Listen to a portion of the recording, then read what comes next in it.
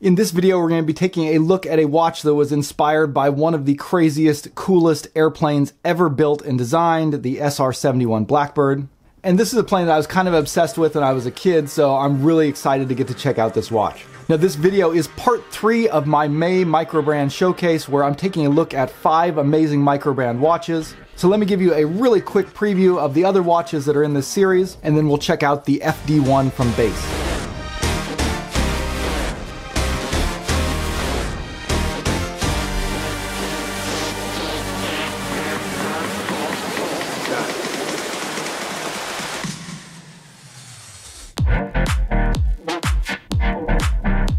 Hey guys, welcome back to Just the Watch. My name's Dave, I live in Japan, and I love to collect affordable watches. And ever since I was a kid, I've always had an interest in aviation and space and all that. I alternated between wanting to be either a pilot or an astronaut when I grew up. That didn't work out. I eventually wound up being a computer tech and then transitioned into being a Christian missionary here in Japan. So all that to say, when I saw the announcement for this first release from Base Timepieces, I was kind of excited about the inspiration that they chose. They've also been having a lot of fun with their marketing, working everything around this kind of classified, top secret theme.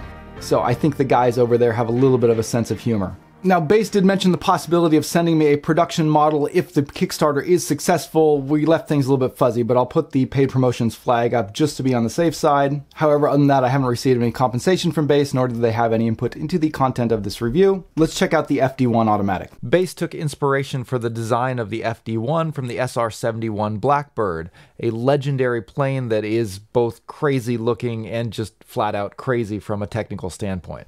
And with something that fantastic as your inspiration, I feel like they easily could have overdone this, just amping everything up to 11 and going with a lot of crazy design choices. But instead, they've designed a piece that looks more reminiscent of Zen than sci-fi, and I think it completely works. This is a watch design that clearly references the sleekness and stealthiness of the SR-71, without sacrificing legibility or functionality in any way. The stainless steel case features a stealthy matte black coating with some fairly large swooping crown guards, giving it an interesting silhouette. Proportions are great with 40mm case and 20mm lugs, along with a relatively slim 11.5mm case height. This is a watch that wears very comfortably on the wrist. The dial design really takes a lot of inspiration from instrument gauge panels on military aircraft, which not only looks great, but also means that it's a dial that is uncluttered and simple. There's bold but somewhat minimalistic painted loomed hour markers, and a handset that looks taken straight from an aircraft altimeter gauge.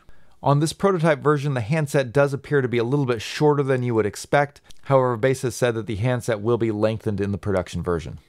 An interesting stylistic choice is to put the first 15-minute markings on the dial in red instead of white like the rest of it. This doesn't serve any functional purpose, but it does add a lot of character and I think really helps cement that sort of instrument gauge look that they're going for. And in daylight, at least, it doesn't detract at all from the functionality or legibility of the watch. However, when the lights go down, that's when things get a little bit complicated.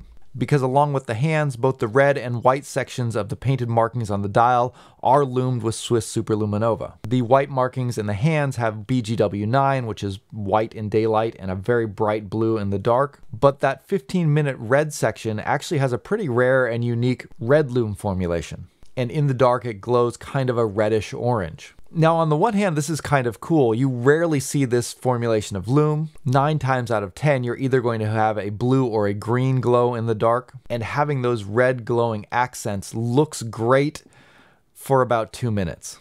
There's a reason why red loom is hardly ever used in watches. It's because it doesn't really last very long or glow very brightly when compared to blue or green formulations. So after about 5 minutes in the dark, you're left with this kind of awkward look where you have a pretty bright blue glowing on the hands and 3/4 of the dial with a gap where those first 15 minutes in red were. And this is the one area where their stylistic choices I think were met with the most mixed results. However, they made some other very unique style choices that I think really work well. Going back to that red accent color, they actually have red AR coating on the sapphire crystal. This is something I've never seen before, but it's a really subtle touch, which perfectly fits the character of this watch. You're only going to notice it on a few occasions, but whenever you do, it feels like just a really cool, special part of the watch. And while the dial design is simple and highly legible, it's not boring at all.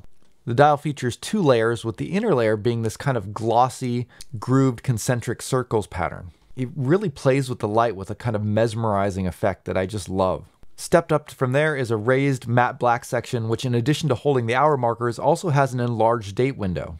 And this is just another great design choice that really reinforces the idea that this looks like a cockpit instrumentation gauge and yet doesn't distract at all from the legibility or just the look of this as being a watch. On top of all of these great design cues, you have a watch that is really solidly built with 100 meters of water resistance and a screw down crown. Now, eventually the retail price is supposed to be $450 for this, which is a little on the high side for an NH35 powered sports watch. But I don't think it's really unreasonable for the amount of uniqueness that this watch has in it. And when it does launch on Kickstarter, it will be available for $350 at an early bird price. So if you can snag it at that, I think it's a pretty good bargain. For me, this is one of those rare watches that's both very interesting and yet very simple at the same time. It's a watch you could easily wear in almost any occasion, and it wouldn't be in the way either visually or functionally. And at the same time, I think it would still offer you something special on your wrist, particularly if you're a fan of aviation like I am. All right, now like I said, this watch is going to be released on Kickstarter, and it'll be coming out very soon if it hasn't launched already. I'll leave a link to them down below so you can check out the Kickstarter page if you're interested. Now, I know at least one of the guys behind Base is another YouTuber, Steve Papa. I've chatted with him a little bit behind the scenes, so I'm always kind of extra interested when other YouTubers are actually releasing watches. However, this is the first watch that Base has released, so they're new to the watch and Kickstarter scene. That always brings a little bit of extra risks involved. But hopefully if you've used Kickstarter before, you're aware of all that. All right, let's move on to the next watch we're going to take a look at, and I'm going to let you choose which one that is right now. Click here to jump to part 5, looking at the Satori Field Watch, or you can go back to part 1, which is the Navi Popeye from Vario. If you kind of jumped into this series in the middle and want to get back to the beginning, that's probably the one to go to. Okay, you've only got a couple more seconds before this video ends, so please make a choice now or hit the links down in the description to pick any one you want.